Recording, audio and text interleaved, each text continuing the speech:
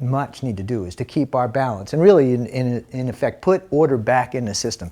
Use the resources that we have to try to stabilize what's happening in the world around us and not become overwhelmed and give in to the chaos.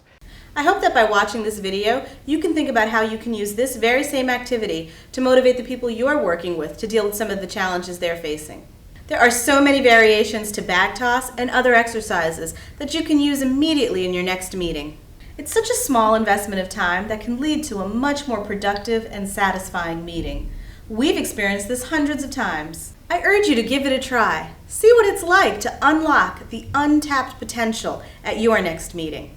Our book, Moving Beyond Icebreakers, contains the keys to the successful design and facilitation of a truly interactive group meeting format, and it contains over 300 different exercises that you can use to make your groups more engaging and more productive.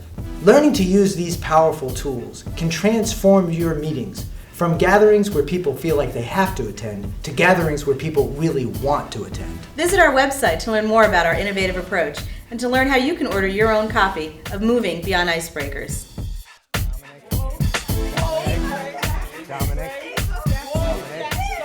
Dominic.